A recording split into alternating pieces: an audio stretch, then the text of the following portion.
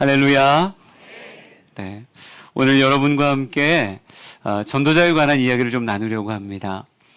복음이라고 하는 것은요, 내가 누리고 있는 이 소중함, 죄의 문제를 해결해 줄 수 있는 것도 복음밖에 없고, 영생, 영원 앞에 당당하게 설 수 있게 하는 것도 복음밖에 없습니다. 그런데 이 복음이 나만의 것일까요? 그렇지 않죠. 나만 누릴 수 있는 것이 아니라 내 곁에 있는 내 배우자가 될 수 있고, 내 자녀가 될 수도 있고, 내 친구가 될 수도 있고, 직장 동료가 될 수도 있고, 때로는 풍경같이 내 앞을 지나가는 어떤 사람일 수도 있어요. 그런데 복음이라고 하는 것이 나를 넘어서 그들에게도 복음 될 수 있다라고 하는 사실, 우리가 결코 이것을 잊어서는 안 될 것입니다. 나만의 복음이 아니라 우리의 복음이 될 수 있구나. 또 다른 사람에게도 내가 누린 이 죄사함의 은혜가 그에게 부어질 수 있고, 내가 누리는 천국의 소망이 그의 것이 될 수 있구나라고 하는 사실을 우리 모두가 인정했으면 좋겠어요. 이건 나의 생각이 아니라 하나님의 말씀이라고요. 로마서 10장 9절 10절 말씀을 한번 같이 읽어볼까요? 같이 읽습니다. 시작. 내가 만일 내 입으로 예수를 주를 시인하여 또 하나님께서 그를 죽은 자 가운데서 살리신 것을 내 마음에 믿으면 구원을 받으리라.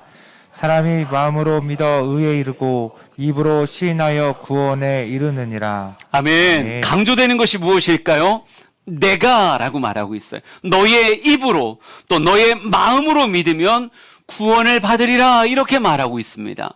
내가 그러하듯, 내가 그렇게 믿었고 그렇게 구원을 받았듯, 그리고 이렇게 행복하게 예배 생활을 하며 기도의 복을 누리고 예배의 복을 누리고 찬양의 그 즐거움과 감격을 누리고 이렇게 교우들과의 사랑의 삼겹줄 같은 아름다운 만남을 내가 누리듯, 나만이 아니라 그도 내가 만약 너의 입으로 예수를 주로 시인하게 된다면, 너의 마음에 믿게 된다면 구원을 얻으리라, 이렇게 말씀하고 있다는 것이요.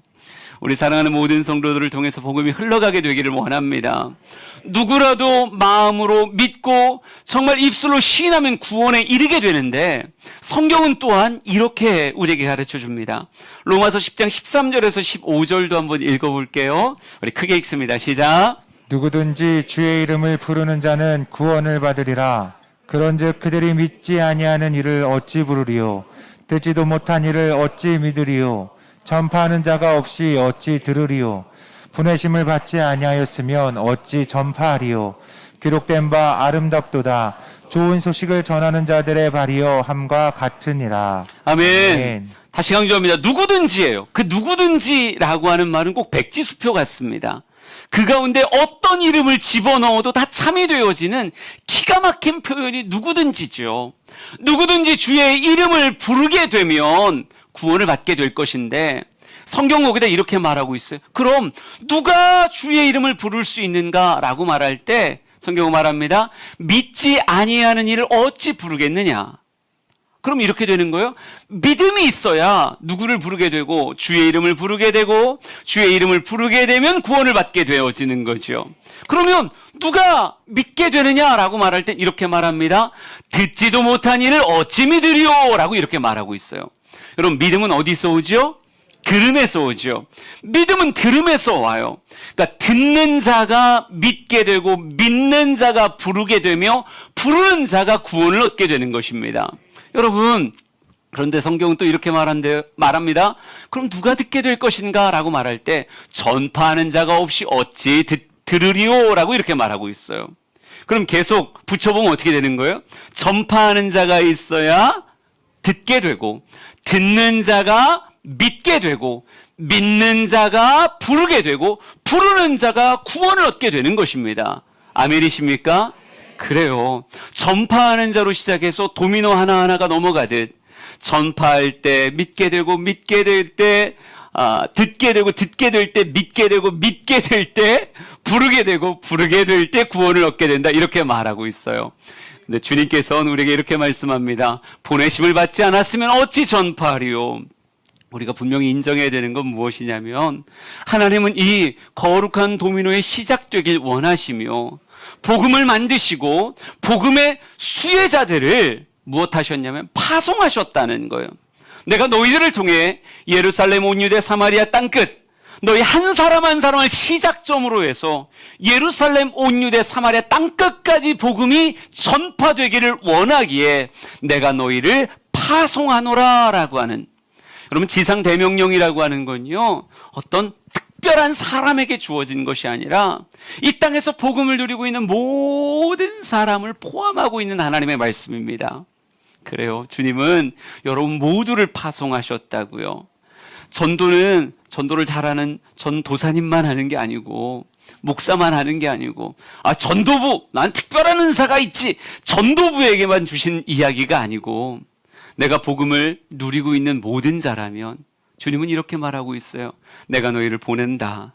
내가 너희를 정말 예루살렘, 온 유대, 사마리아 땅끝으로 내가 너를 보낸다. 너희가 내 증인 돼서 복음을 전파하라. 전파하면 듣는 자가 있을 것이고, 듣는 자 가운데 믿음을 가지는 자가 있을 것이며, 믿는 자들이 마음을 담아서 예수 그리스도를 부르게 된다고 하면 그에게 구원이 임할 것이다, 이렇게 말하고 있어요. 여러분, 그런데요, 모든 사람을 다 파송하셨는데 어떤 이는 아멘 하며 즐거운 마음으로 복음을 증거하는 자가 있는가 하면, 어떤 이는 전도라고 하는 것에 대한 때로는 거부감일까요? 혹은 내가 어떻게 그런 걸 해요? 라고 하는 마음 안에 주저하며 전도하지 않는 사람이 있는 거죠. 그러게 성경은 이렇게 말합니다. 기록된 바 아름답도다. 좋은 소식을 전하는 자들의 발이요 함과 같다. 이렇게 말하고 있어요. 주님 뭐라고 말씀하시냐면, 이 복음 전파의 명령에 순종하는 그 발을 가진 자를 주님은 아름답다 이렇게 말한다는 거예요. 저는 우리 주양교회가 주님 볼 때 아름다웠으면 좋겠습니다. 그 아름다움이라고 하는 것은 무엇으로 하나님 앞에 드러나는가?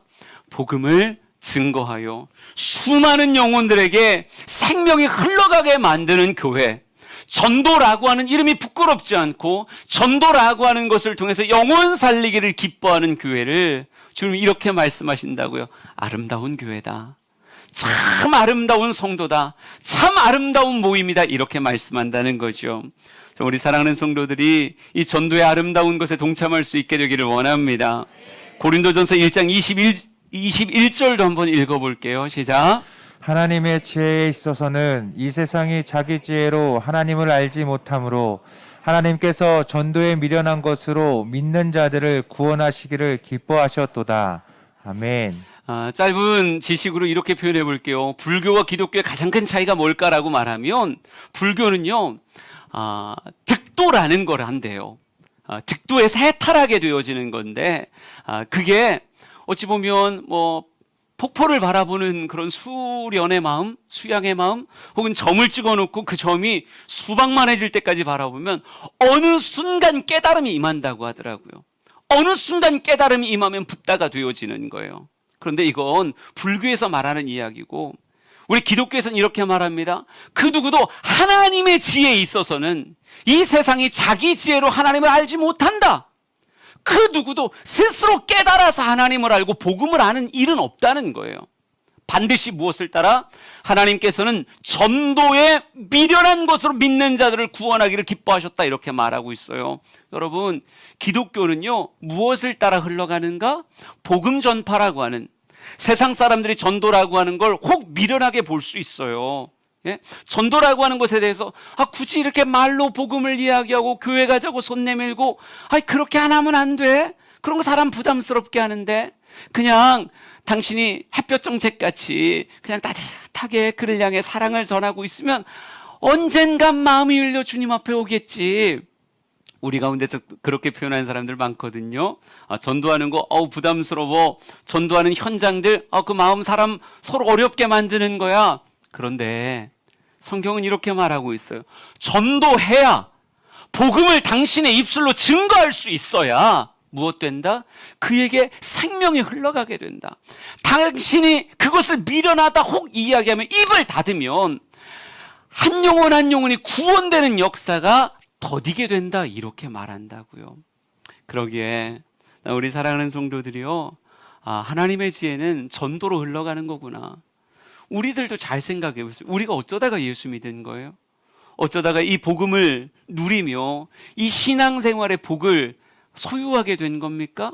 그 첫 시작점을 보면요, 누군가가 나를 향해 복음을 흘려보내는 전도가 있었기에 우리가 지금 이렇게 예수 믿고 있는 거잖아요. 똑같다는 거예요.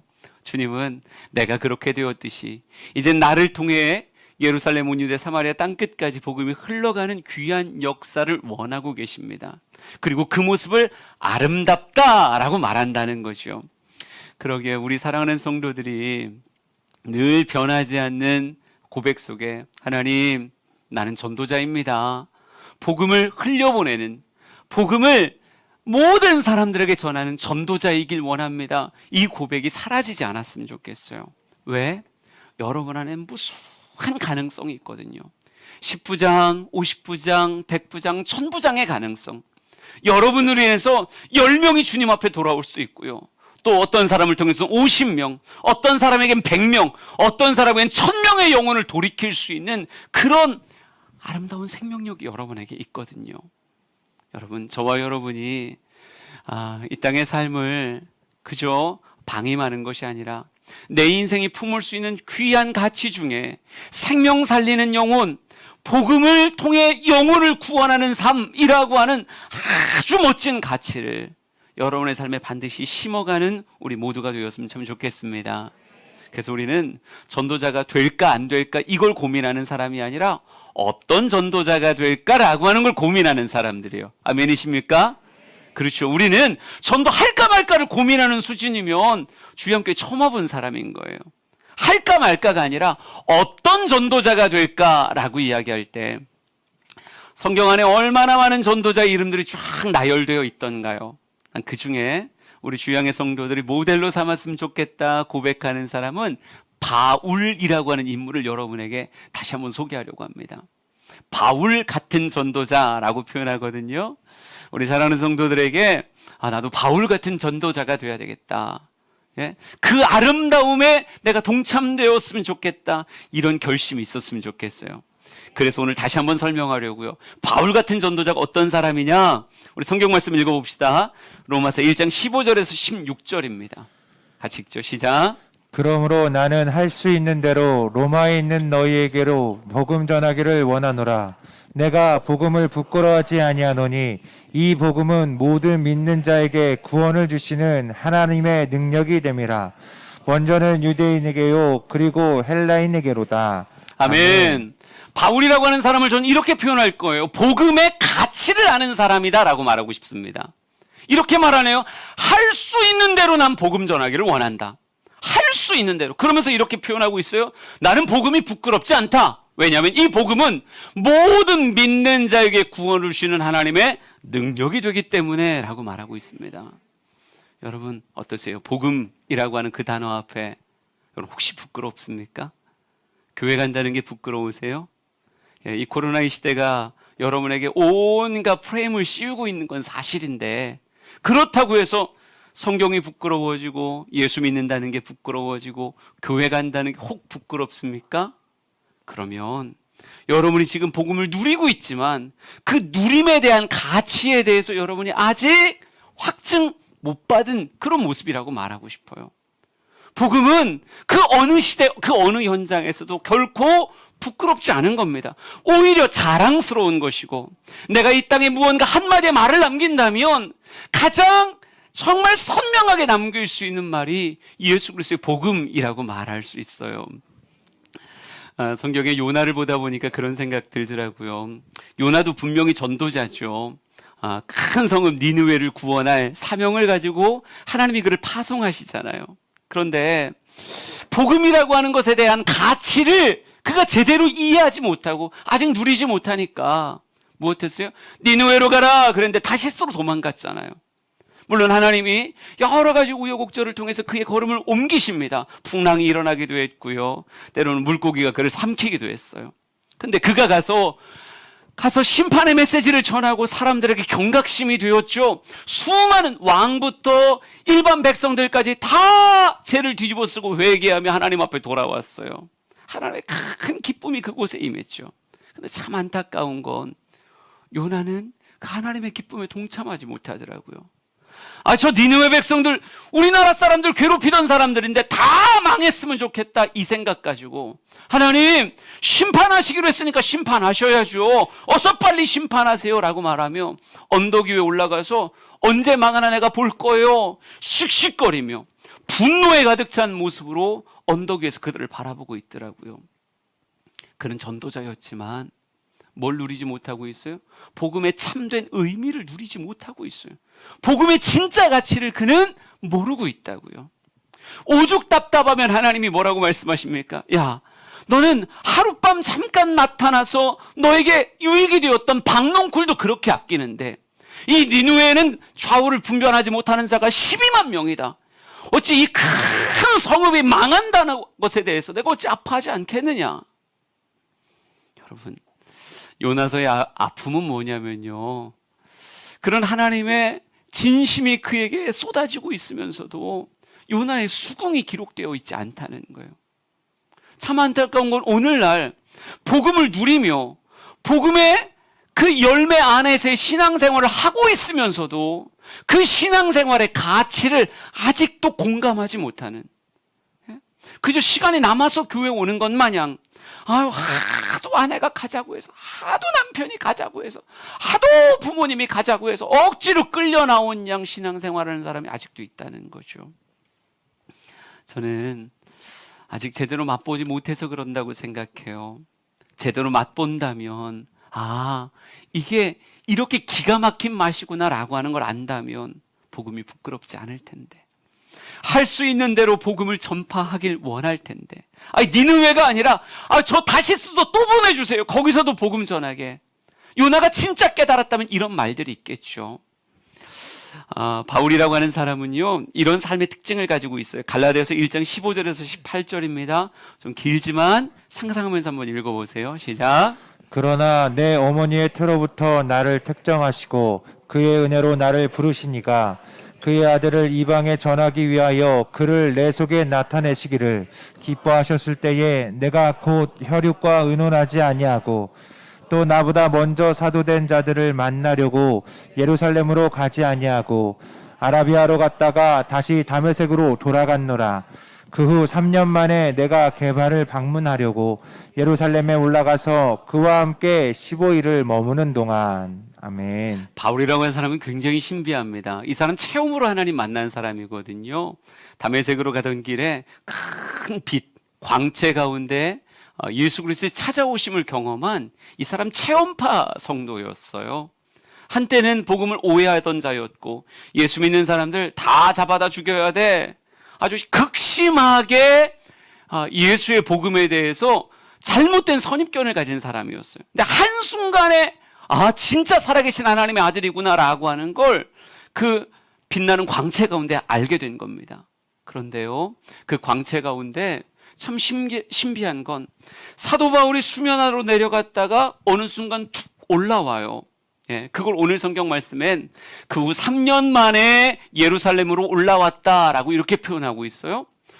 3년 만에 올라온 이 바울을 보고 우리가 깜짝 놀라는 건요, 어느 순간 그 어떤 제자들보다도 더 튼튼한 바울의 신학을 가지고 등장한다는 거예요.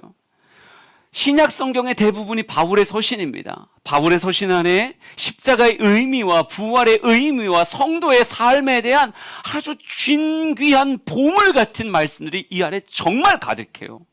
그러니까 많은 사람들이 놀라는 거예요. 도대체 무슨 일이 있었던 걸까? 그 3년을 성경은 이렇게 말합니다. 내가 아라비아로 갔다가 다메섹으로 갔다. 그러니까 많은 성경학자들은요, 이 아라비아로 갔다라고 하는 이 표현, 이 3년의 시간을 바울의 깊어짐의 시간이라고 보고 있어요. 그가 알고 있었던 구약의 말씀들을 다 찾아보는 시간이었고, 또 수많은 사람들에게 복음의 증언을 확인하고 묻고 또 깊이 배우는 시간이었다. 여러분, 그냥 단순히 교회를 다니는 게 아니라요, 말씀을 깨닫기 위해서, 하나님의 비밀을 알기 위해서 그는 기꺼이 삶을 투자했다고요. 그리고 투자하고 알아가면 알아갈수록 더 이상 복음이 사람 죽이는 이야기가 아니라 이거 사람 살리는 이야기구나, 복음이 부끄러운 이야기가 아니라 만방의 이야기해야 되는 정말 존귀한 복이구나라고 하는 걸 그가 확증 가운데 등장하게 된다는 거죠. 저는 우리 사랑하는 성도들이 우리 주양의 신앙생활 가운데 복음의 참된 비밀을, 그 진정한 가치를 깨닫게 되기를 진심으로 축복합니다. 여러분에게도 아라비아 3년 같은 그런 시간들이 필요하다니까요. 2022년 목양을 계획하면서 하나님 올해는 마스크 벗게 해주세요. 하나님 올해는 모임할 수 있게 해주세요.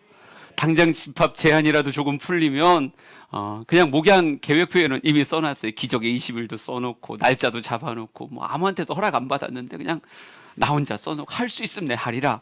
네? 기적의 20일도 하고 새벽에 성경 공부반도 다 시작하고 성서대학도 시작하고 성도들에게 복음이라고 하는 것의 튼튼함을 전해주고 싶은 그 마음이 내 안에 가득하더라고요. 우리 교회 안에 1:1 제자 양육도 있죠. 바이블 트레이닝도 있죠. 여러 가지 양육에 헌신하는 분들이 계세요. 여러분, 이 모든 이들을 통해서 난 여러분이 연단됐으면 좋겠어요.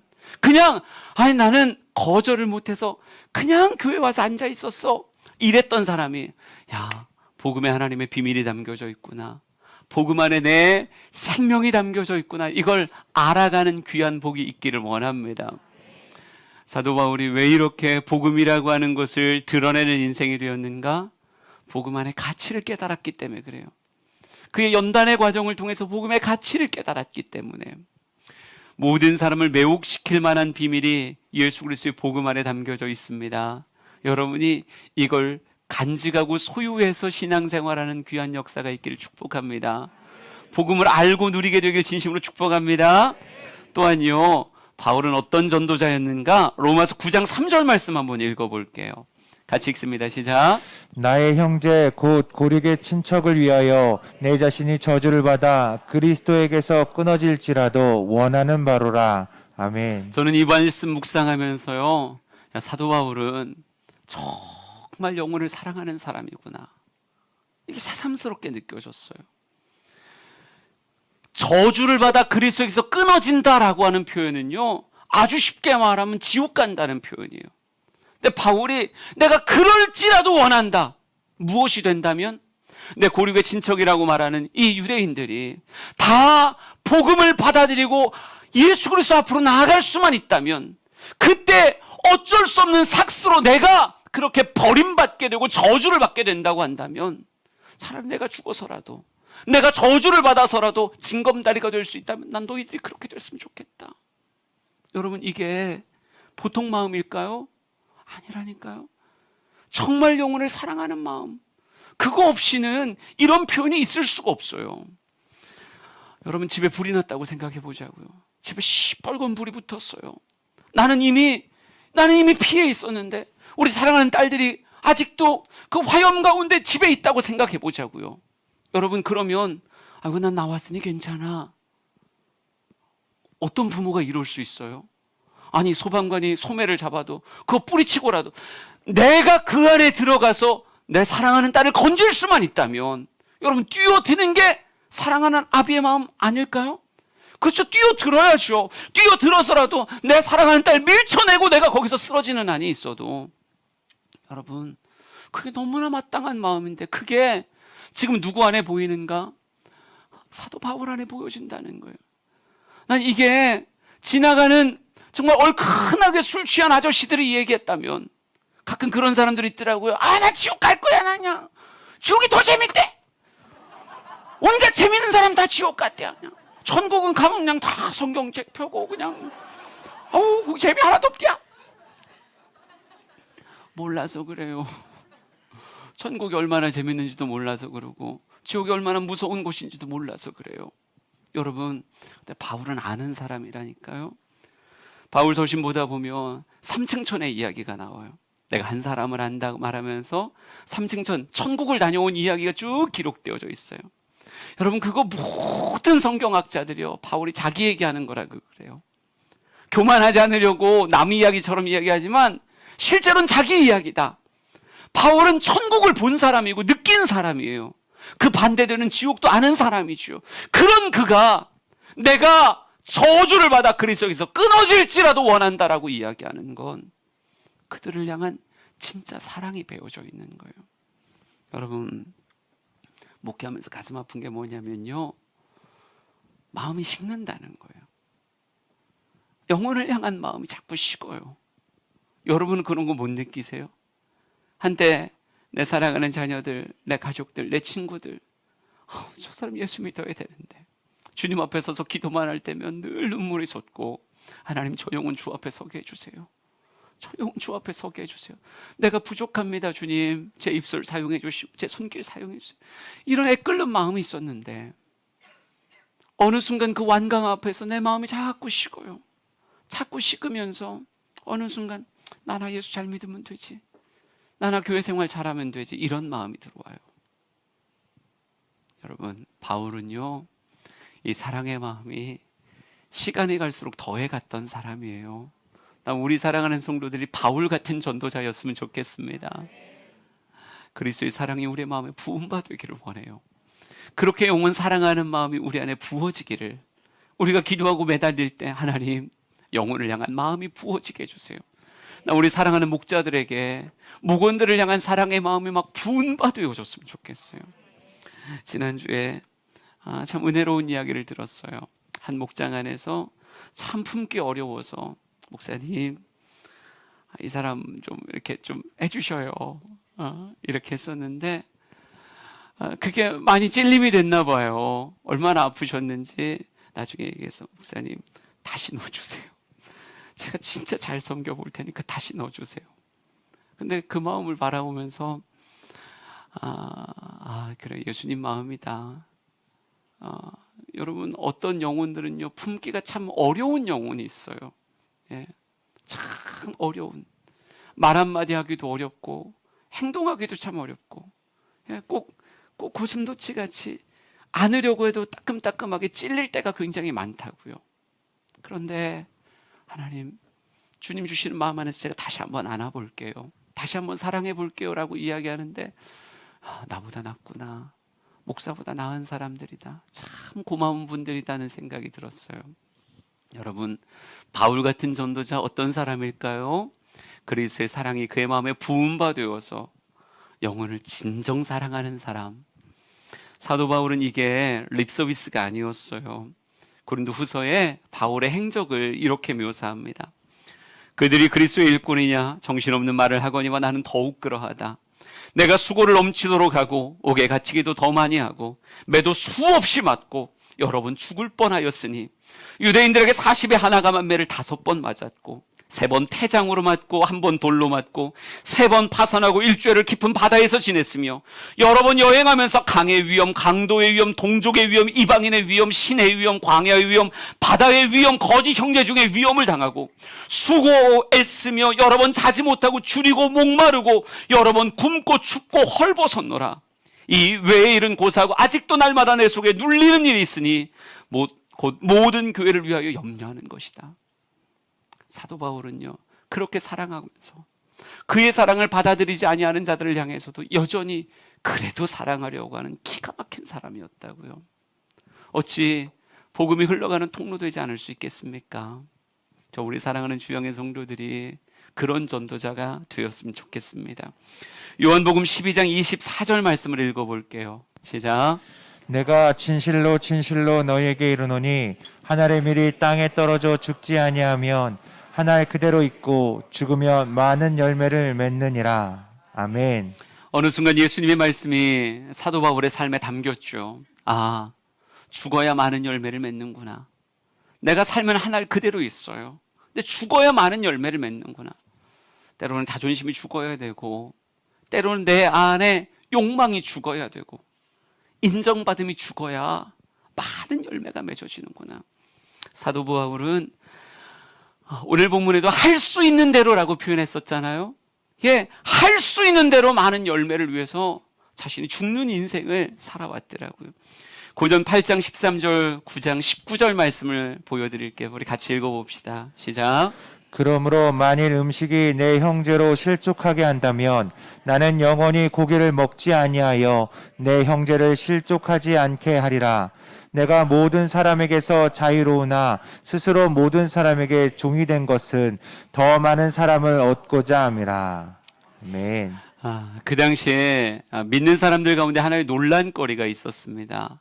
무엇이었냐면요, 이방의 도시에는 이방의 신전들이 많이 있었죠. 이미 세력을 가진 이방의 신전들이 있었기에 수많은 사람들이 이방 신에다 제물을 드려요. 뭐 소를 잡기도 하고 뭐 양이나 염소를 잡기도 하고 제물을 드렸겠죠.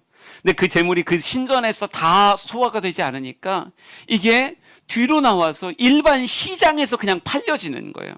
거기 보면 뭐 신전을 상징하는 어떤 뭐 표식들이 있는 그 채로 그냥 나와서 일반 시장에서 그게 막 팔려지는 거예요. 그러니까 성도들 가운데는 이런 부류의 사람들이 있었다고요. 우리가 어떻게 이방 신에게 드려졌던 제물을 우리가 먹을 수가 있느냐? 그건 우리의 신앙의 정절에 위배되는 거다. 우린 그런 거 먹을 수 없다. 그걸 먹는 자들을 향해서 너희들은 마음 안에 흔들리는 사람들이다. 고기 먹겠다는 욕심 때문에 마음 흔들리는 거다. 이건 용납할 수 없다. 이런 부류의 사람들이 있었어요. 근데 또 한 부류에는 어떤 사람이 있었냐면 이방신, 이방신이 세상에 어딨냐.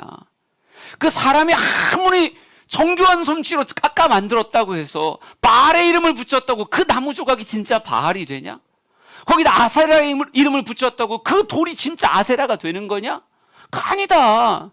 그냥 사람의 어리석음이 만들어는 그냥 형상일 뿐이다. 참 하나님, 이 땅을 창조하시고 운행하시는 참 하나님은 오직 한 분 여호와 하나님밖에 없다. 어떻게 그런 우상들을 인정해서 그 앞에 뭐 잠깐 올려놨다고 해서 나무 앞에 놓은 것이고 조각한 돌 앞에 놓았다고 해서 어찌 이 음식이 더러워질 수 있겠느냐. 모든 거 감사함으로 받으면 더러운 거 없는 거다. 이렇게 이야기하는 부류의 사람들이 있었어요. 근데 이 둘이 갈등한다는 게 문제였거든요. 둘이 다툼이 되고 갈등이 되더라고요. 고린도 교회는 은사도 많은 교회였지만 싸우는 것도 잘했던 교회였거든요. 여러분, 교회 안의 다툼은요, 옳고 그름의 다툼이 거의 아니에요. 옳음과 또 다른 옳음의 싸움이죠. 이것도 은혜고, 생각해보면 은혜예요. 이쪽 사람들의 그 신앙의 정절을 지키고자 하는 그 마음을 누가 손가락질할 수 있겠어요? 이들의 수준 높은 신학의 모습을 누가 손가락질할 수 있겠냐고요. 옳음과 또 다른 옳음이 갈등을 일으키는 게 교회의 갈등이라고 말할 수 있어요. 그런데 집중하세요. 그런데 사도 바울의 입장에서는요, 그는 복음의 깊이를 아는 자이기에 두 가지의 모습을 다 이해할 수 있는 사람이죠. 그런데 바울이 이렇게 말하더라고요. 내가 만약 고기를 먹는 모습 때문에 누군가가 실족한다고 한다면, 내가 시장에서 유통되어지는 신전의 도장이 찍힌 고기를 먹는 그 모습을 통해서 믿음이 연약한 자, 처음 믿음의 길을 걷는 자가 혹 그 모습을 바라보며 실족한다고 한다면, 사도 바울의 표현이요, 난 영원히 고기를 먹지 않아 내 형제를 실족하지 않게 할 것이다, 이렇게 말하더라고요. 여러분, 굉장히 수준 높은 이야기예요. 오늘날도 이렇게 예를 드는 게 여러분에겐 좀 찔림이 될지도 모르겠는데, 몇 사람에게는요, 우리 한국 기독교 안에 내려오는 전통이 있잖아요. 왠지 예수 믿는 사람은 술 먹지 않아, 예수 믿는 사람 담배 피지 않아, 예수 믿는 사람 도박하지 않아, 뭐 이런 생활의 모습에 대한 기독교인의 상이 있잖아요. 그거 너무 당연한 거 아니에요? 근데 이런 모습 안에서 그러면 술 먹는다고 지옥 가냐? 그러면 천국 딱 들어갈 때 음주 검문하는 거요?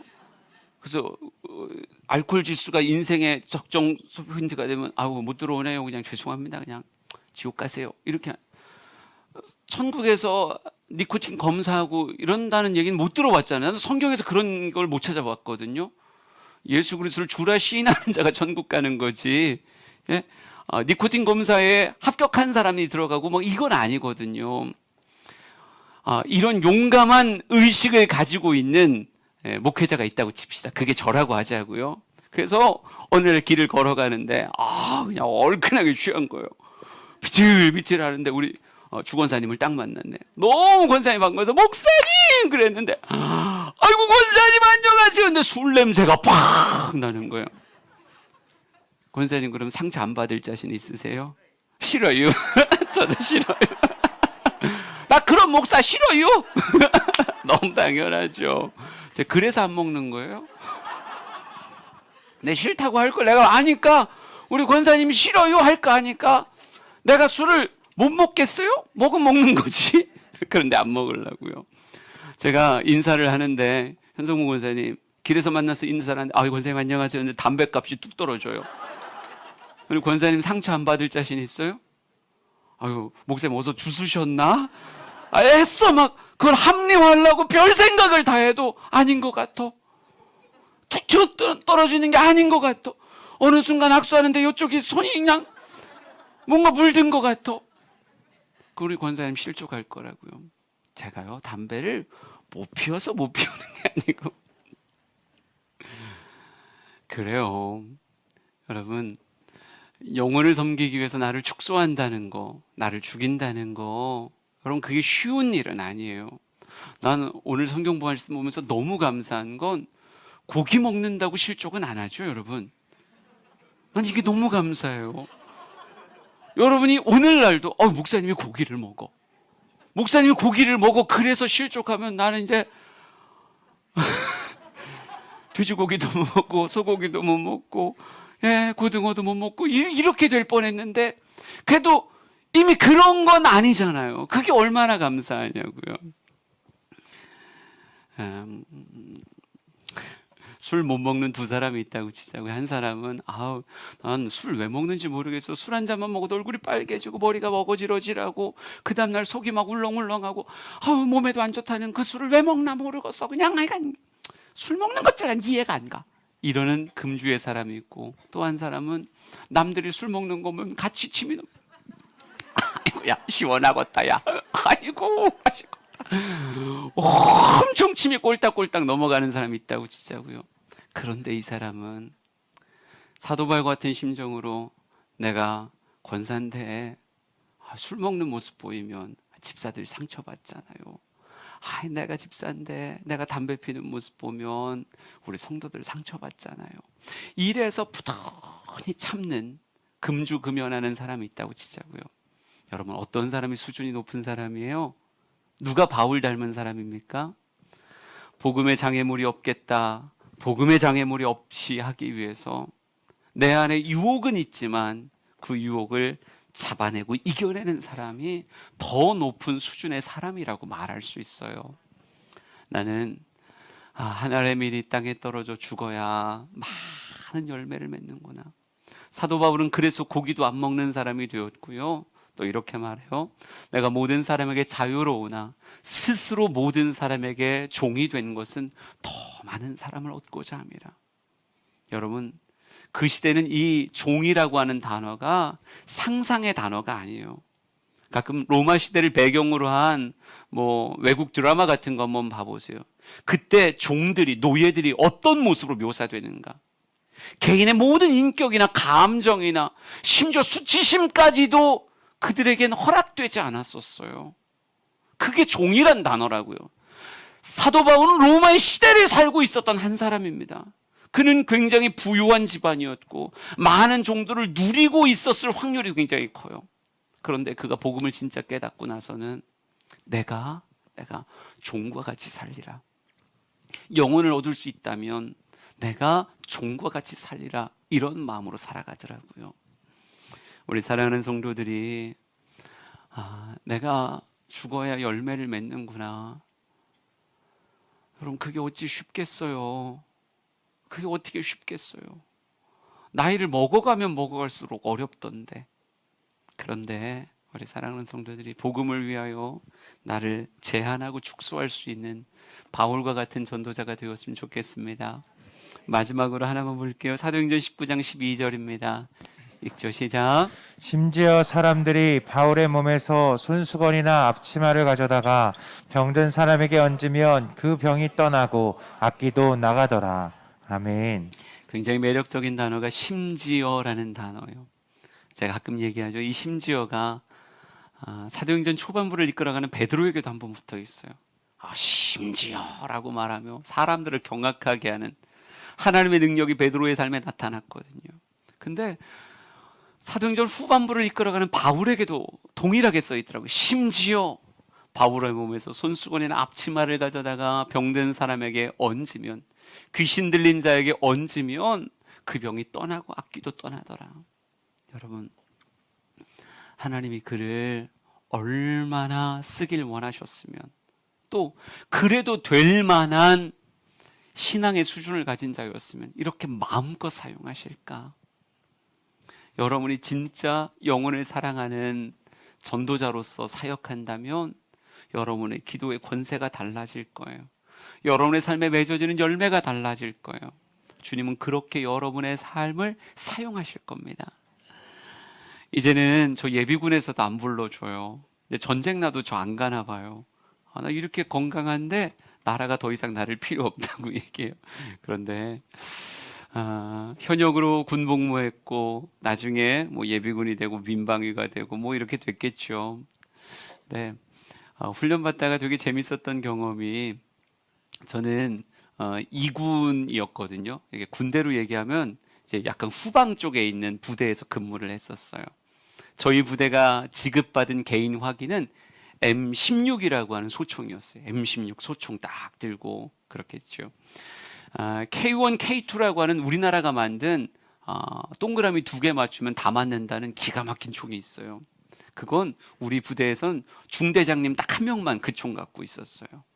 나중에 제대하고 알게 된 사실인데요, 전방은 다 갖고 있더라고요. 우린 중대장님만 그 총 주는데 전방은 다 그 총이었어요. 우리만 M16인 거예요.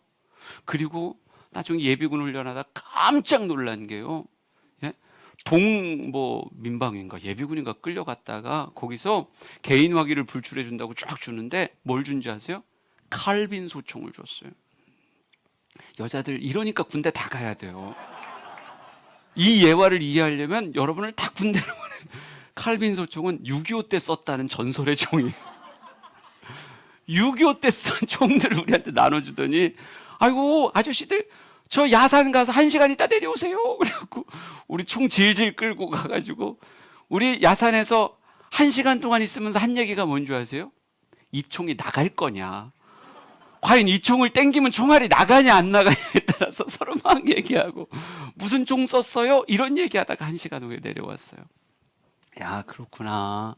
전방에 있는 사람의 개인 화기와 후방에 있는 사람과, 심지어 그냥 일반 민간인으로 살아가다가 어쩔 수 없이 부름받아서 잠깐 쥐어주는 사람의 개인 화기가 다르구나. 이렇게도 표현할 수 있지 않겠어요? 복음의 최전방에 선 사람과 복음의 최후방에 서 있는 사람과 어찌 하나님의 역사하심이 같을 수 있겠습니까? 저는 우리 교회에 수많은 영혼 살리는 간증들이 있기를 원하고요, 그 간증들에 다른 교회 성도들이, 와, 주양교회는 심지어 복음과 함께 이런 일들이 있대, 이렇게 말하는 일들이 있었으면 좋겠어요. 올 한해 소그룹 초청잔치가 다시 회복되길 원하고 대그룹 초청잔치 하고 싶어요. 복음을 증가하는 참 많은 일들이 교회 안에 있었으면 좋겠다는 마음이 있습니다. 여러분, 우리는 어떤 환경에서도 전도자입니다. 어떤 환경에서도 복음을 증거하는, 내가 가진 복음의 가치를 알기에 이 복음을 증거하는 전도자입니다. 우리 찬양 부르면서 마음에 다짐하죠. 찬양의 가사가 무겁긴 하지만 이게 예수 그리스도의 마음이고 이게 바울의 마음이라고 생각합니다. 우리 다짐하면서 그렇게 찬양할게요.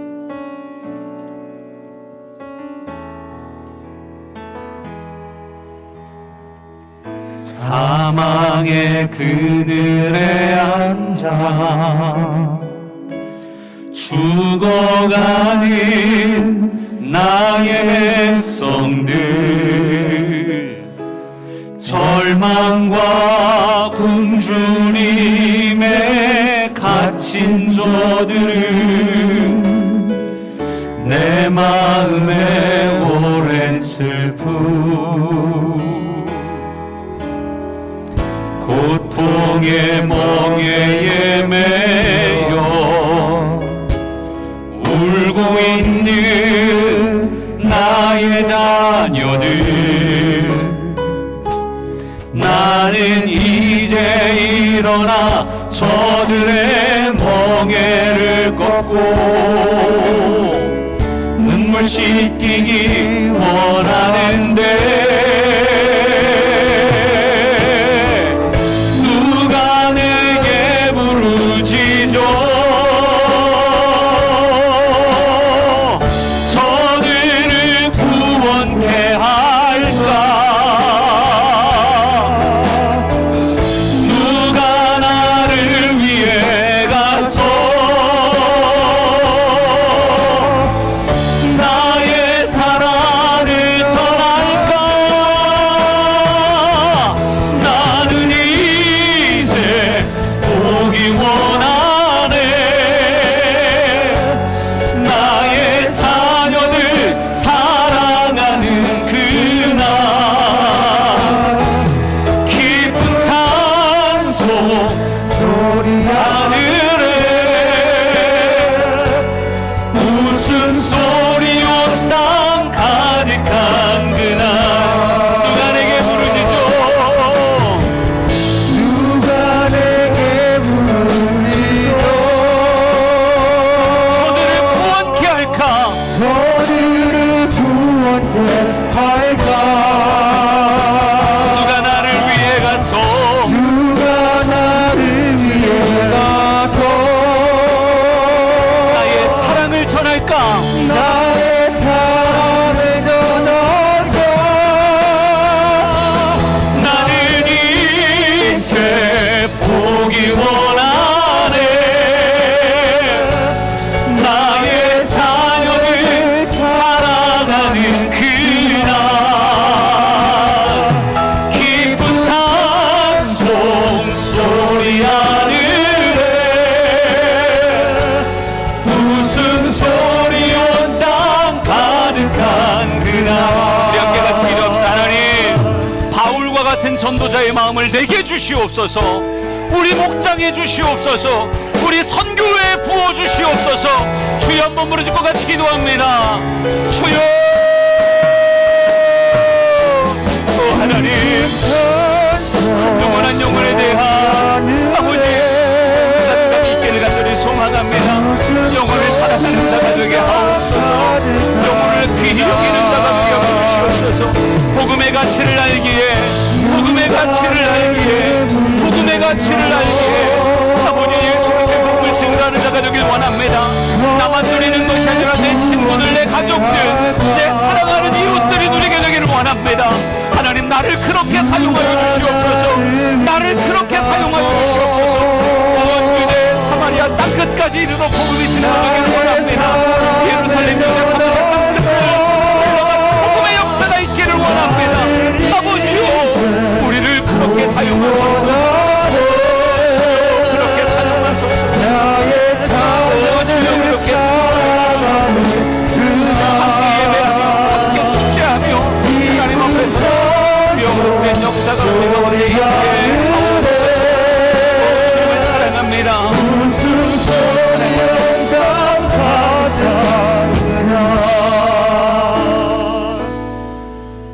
바울이 알고 있는 복음의 가치가 우리의 심장에 새겨져 있길 원합니다. 바울의 마음에 넘치게 부어진 예수 그리스도의 그 마음이 우리에게도 부어지기를 원합니다. 내가 죽어져야 많은 열매를 맺는다는 그 전도의 실천의 모습이 우리의 나 있기를 원합니다.